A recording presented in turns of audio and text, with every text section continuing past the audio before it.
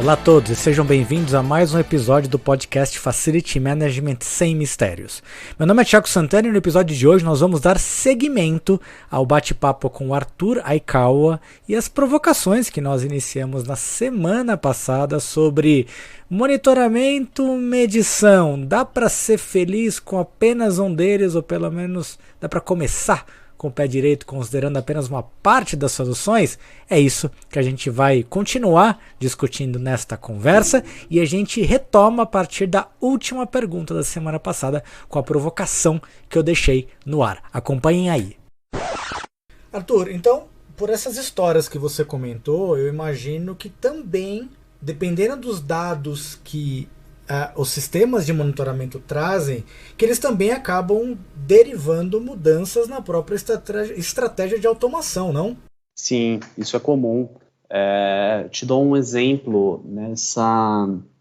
Nessa pandemia, principalmente os escritórios corporativos de uso exclusivo corporativo, eles tiveram uma dinâmica de uso mudada com uma... como posso dizer, de uma forma muito brusca, né? Um exemplo, eu vou dar dois exemplos. O primeiro, é muito comum em edifícios certificados, do ponto de vista de sustentabilidade e assim por diante, eficiência energética, é muito comum esses edifícios terem um sistema de renovação central, operado sob demanda baseado na concentração de CO2. O que isso significa? Quem gera CO2 no ambiente interno de uso corporativo, assim, né, só podem ser pessoas, através do seu metabolismo. Então, quanto mais pessoas estiverem dentro de um ambiente fechado, é natural que a concentração de CO2 comece a aumentar. Então, esses sistemas de controle de renovação, geralmente eles monitoram a concentração de CO2, conforme ela começa a aumentar, eles aumentam a taxa de renovação do ar, para garantir que a taxa de renovação do ar está mais adequada à ocupação naquele ambiente. O que aconteceu com a pandemia? Na pandemia, os escritórios ficaram vazios, ou seja, a concentração de CO2 vai lá para baixo, taxa de renovação vai para o mínimo necessário. Porém, ao mesmo tempo, a frequência de higienização e a quantidade de produto químico utilizado nos ambientes quadruplicou. Então, no mesmo momento em que você vê a taxa de renovação indo para o mínimo, você vê a concentração de compostos orgânicos voláteis no ambiente aumentando exponencialmente. E isso fez com que em várias infraestruturas a gente começasse a ver alarmes, e aí fica todo mundo preocupado, o que está acontecendo, por que está apitando aqui, está apitando ali, o que será que está acontecendo? E demorou um pouco para a gente identificar esse problema. Então, assim... É um exemplo de como ter um monitoramento online permite que você identifique uma anomalia baseado no seu histórico, né? Você faça uma investigação pontual e você, às vezes, acha uma solução que não está relacionada a gastar dinheiro. Necessariamente está relacionada a você mudar o perfil de operação. Então agora eu vou ter que aumentar a taxa de renovação básica, né, a mínima, porque não é só uma questão de CO2, é uma questão da quantidade de produto que está sendo usado no espaço. E eu também não posso não fazer isso, porque por mais que não estejam mais 1.000 pessoas naquele pavimento, se tiverem 5, essas 5 pessoas vão estar sendo bombardeadas ali de produtos químicos. Sem o monitoramento, esse ajuste operacional ele não aconteceria. E não é necessário uma automação para isso, é só necessário você ter esses dados monitorando. Então, mais um exemplo de só o monitoramento seria suficiente. Um outro caso que aconteceu ambientes de garagem subsolo. Você precisa ter uma exaustão forçada, né, principalmente subsolo, porque você tem veículos trafegando, geração de poluentes, e caso contrário, eles vão ficar aprisionados ali. E não só para as pessoas que vão circular lá, assim, rapidamente, vai pegar o carro, sair, chegar, ir embora, você tem profissionais que trabalham nesses subsolos, né? E eles ficam expostos a essa concentração durante o dia inteiro. Porém, muitas dessas infraestruturas também de escritórios corporativos, elas não têm automação. Não foi feita uma automação porque o fluxo de automóvel é diário, a operação é contínua, é só ligar às 8 da manhã, desligar às 6 da tarde, ou em casos que não são tão críticos, liga às 8, desliga às 10 da manhã, liga às 5 da tarde, desliga às 7 da noite, e essa já é o padrão operacional. A gente observou muitos casos aí durante a pandemia em que essa operação ela seguiu, porque é a operação padrão, e o consumo de energia estava sendo completamente desperdiçado em muitos edifícios. O desperdício chegava a ponto de trazer um payback na infraestrutura de monitoramento e automação em 4, 5 meses. Então, você percebe como, mais uma vez, a ausência do monitoramento, a ausência do dado, fez com que uma operação padrão, que é inofensiva, ninguém sofreu por causa disso, mas você não se percebe o quanto de energia que está sendo desperdiçado simplesmente mantendo uma operação padrão no momento em que a dinâmica de uso daquele espaço ela muda de repente. De novo, né, o que a gente mais tem hoje são dinâmicas que são completamente intermitentes. Um dia é uma coisa, outro dia é outra, na semana seguinte é outra. Então, fica muito difícil hoje a gente dizer, essa é a operação padrão, operação estática do edifício. Se existe essa operação padrão, ela é, por definição, ineficiente. Arthur, eu acho que já ficou claro para todo mundo de que isso também é um mantra que a gente bateu em vários dos nossos programas. Se você tiver processos ruins, automatizá-los só vai tornar o processo ruim ficar ruim mais rápido. Ou ele produzir uma quantidade maior de bobagem, porque você está automatizando o erro. Para quem ouviu essa nossa conversa, falou, opa, isto pode ser um caminho para eu começar um processo de digitalização dos meus edifícios, de colocar um pace, uma identidade e tecnologia e começar a sair do lugar comum das estruturas estáticas. E viu no monitoramento uma oportunidade não só de ganhos de qualidade de informação, com relativamente menos investimento, uma oportunidade. Minha pergunta para você é, das histórias e dos aprendizados mesmo, e você acabou de enfatizar, de que não há uma receita de bolo, de que não dá para colocar o mesmo cenário para todo mundo, mas se você pudesse dar uma dica de por onde começar, por onde iniciar esta coleta de informações que tem se mostrado mais vantajoso para a tomada de decisões, por onde seria, Arthur? Essa, como você já até citou na própria pergunta, acaba sendo cada caso um caso, né? Quem convive com edifícios no dia a dia e com a operação de infraestruturas prediais sabe que é como se fosse uma pessoa, né? Muito difícil dizer que esse edifício é o mesmo que o outro. Mas, invariavelmente, a gente acaba tendo uma facilidade para viabilizar projetos que geralmente impactam de uma forma mais significativa o consumo de recursos, ou seja, por consequência, consomem mais, tem um custo operacional maior. Então, sempre que a gente fala de sistemas de renovação, ar-condicionado, exaustão, são sistemas que consomem muita energia, então é muito fácil viabilizá-los do ponto de vista econômico. Do ponto de vista técnico, qualquer infraestrutura é basicamente a mesma, né? Como eu comentei, hoje a gente trata a parte de digitalização de uma forma padronizada, então, independente de qual seja o sensoriamento, ele é sempre o mesmo. Por outro lado, em se tratando de questões não apenas retorno sobre investimento, mas também uma percepção de valor muito alta, é muito comum hoje em edifícios você ver uma preocupação grande com qualidade do ar e qualidade da água. Então, são recursos que você disponibiliza aos ocupantes e existe uma responsabilidade do edifício para com esses ocupantes. Não só na garantia de que é um espaço adequado para ocupação, mas também até na prestação de contas, né, de você mostrar de uma forma a atrair. E isso se repete não só em edifícios corporativos, mas também em restaurantes, cinemas, clubes e assim por diante. Então, eu acho que são sempre duas finalidades, né, tratando da linguagem que a gente costuma utilizar. A tecnologia vai ser um meio, então as duas finalidades que acabam sendo mais fáceis de se viabilizar, do ponto de vista econômico, seriam sistemas que consomem muita energia. Então, a gente vai tratar geralmente de ar-condicionado, exaustão, renovação, em alguns casos também sistemas de rateamento de utilidades, né? Água, gás, energia.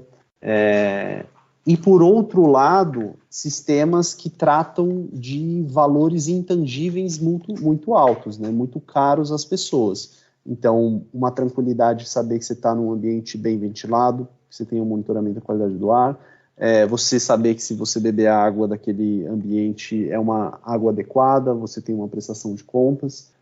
Eu acho que esses são os dois, de uma forma macro, assim, que acabam se repetindo em infraestruturas prediais, desde o aeroporto até o shopping center, um escritório corporativo e o hospital, por exemplo. Excelente esses dois pontos que você comentou. De um lado, não perder de vista nunca a variável custo da nossa equação, mas do outro, como você também bem comentou, a questão da segurança dos nossos ambientes construídos. A gente já falou aqui em vários dos nossos programas, principalmente ao longo do ano de 2021, de que o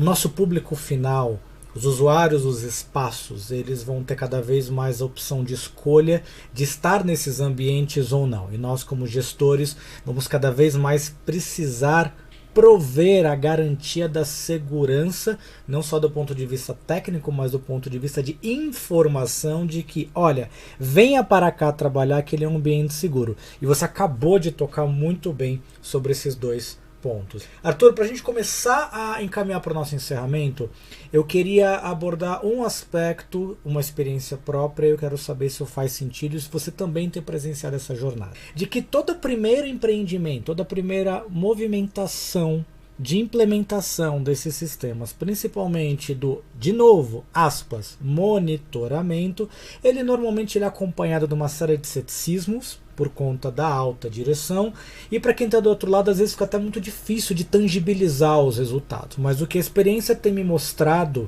é de que, por mais que comece pequeno, comece. Porque quando você passa a ter os dados chegando e você começa a tomar decisões estratégicas e reportando para a alta direção de que, olha, tá vendo aquele, aspas, de novo, o pequeno investimento que nós fizemos, olha o nível de resposta que eu consegui extrair daquilo. Aquilo tem provocado um efeito de encantamento tão grande que este pequeno tem servido como uma semente, um impulsionador e um acelerador de novas demandas. Então a gente tem percebido, eu tenho percebido, começos lentos, e conforme os primeiros resultados vêm chegando, o pessoal fala, nossa, dá para fazer tudo isso? Dá também para medir? Aí tô chutando. Tempo de fila, tempo de espera, qualidade dos ambientes, lotação de estacionamento, e aí tem virado um grande acelerador. Você também tem percebido isso, Arthur? Sim, a gente tem percebido, e a gente até gosta desses começos lentos, porque no processo de digitalização, não só de digitalização de uma infraestrutura predial, mas também as adaptações dos processos para que eles possam consumir dados em tempo real, ela exige dedicação, exige aprendizado, existe uma curva de aprendizado por parte da equipe responsável, e que essa pressão por resultado ela é muito menor quando você não faz um investimento milionário. E às vezes até assim, de você conseguir fazer um projeto com começo, meio e fim, mesmo que pequeno, e chegar à conclusão de que, olha, realmente essa infraestrutura não é necessária. Eu acho que o mais importante em qualquer implementação de monitoramento é que, desde o início, não interessa se é uma infraestrutura grande ou uma infraestrutura pequena, que já esteja estipulado qual vai ser a finalidade daquela infraestrutura, quais são os requisitos mínimos, e qual vai ser o começo, o meio e o fim desse projeto, seja ele bem sucedido ou seja ele mal sucedido. Então, assim, são dois aspectos bem importantes. O primeiro, você não interessa o quão grande é o projeto. Se você conseguir ter um começo, meio e fim, e você, a partir desse fim, dar um encaminhamento, isso já é um projeto bem montado.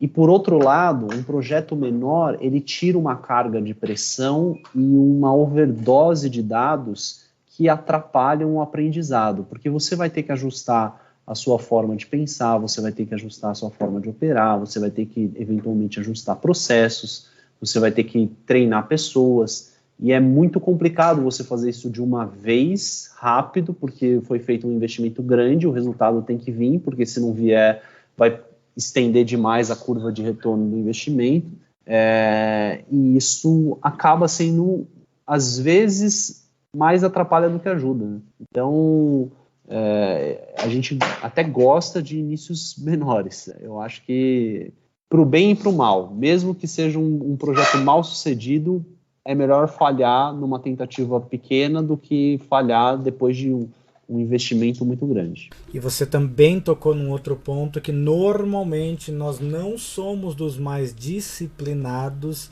que é dar o feedback, dar o retorno, ainda que o resultado final tenha se desviado daquilo que foi previsto.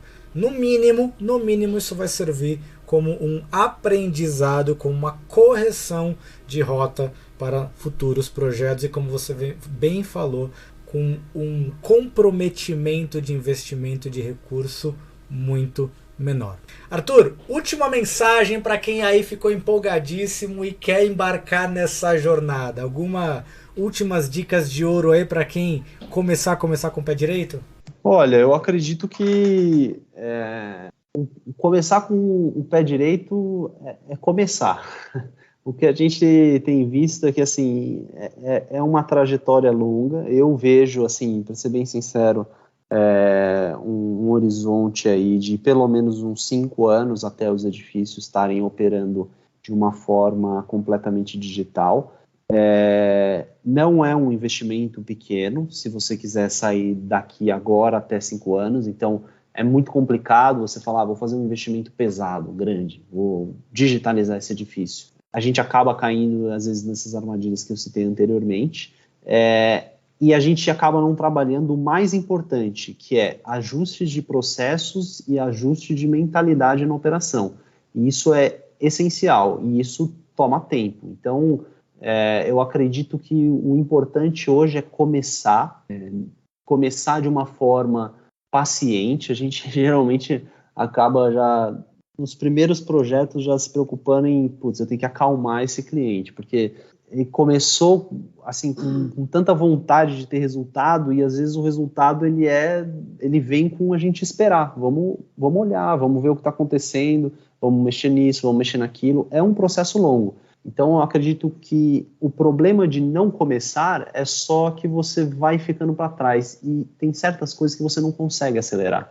Daqui 5 anos, quando os edifícios estiverem digitalizados, você não muda todos os processos de operação de um edifício da noite para o dia. Então, você acaba ficando para trás.